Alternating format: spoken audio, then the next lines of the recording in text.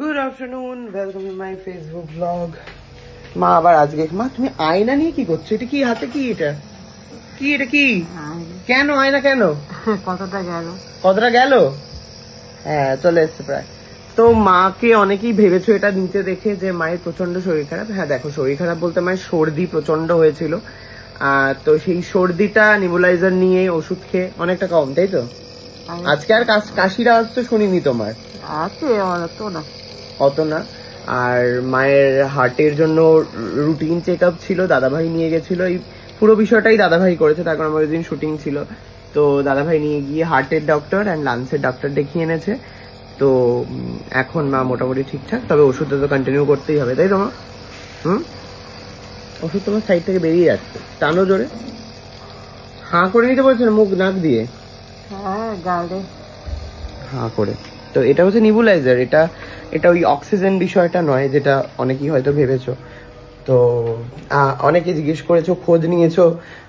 তো কালকে দিদি ফোন করেছিল একজন, তো সে বলছিল অন্য একজন ডক্টরের কথা। এবারে কি বলতো, মানে একজন ডক্টর যেহেতু আমরা দেখাচ্ছি, আর মাকে হার্টের জন্য উনি দেখেন, শুভানন্দ রায়, ফর্টিসের হেড অফ দ্য ডিপার্টমেন্ট উনি।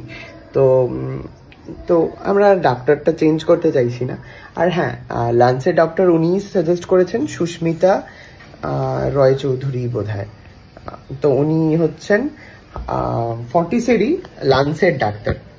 তো উনি সাজেস্ট করাতে ওনার অ্যাপয়েন্টমেন্ট আমরা পাইনি প্রায় অনেক 15 দিন পর পেতাম। উনি সাজেস্ট করাতে আমরা ইনস্ট্যান্ট ওই দিনই দাদাভাইরা দেখাতে পেরেছে।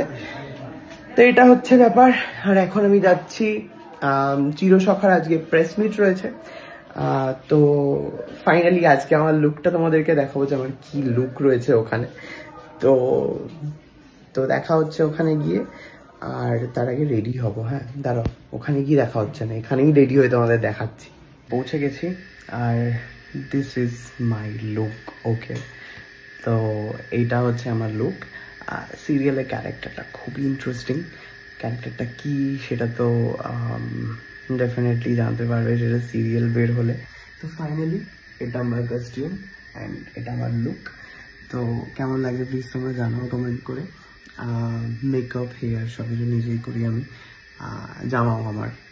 তো সবটা রেডি হচ্ছি আমি, কারণ আমার নিজের কাজ যখন আমি নিজে রেডি হই না, তখন মনে হয় যে আমি একটা অন্য চরিত্রে ঢুকছি। তো তাই জন্য আমার নিজেই রেডি হতে পছন্দ হয়।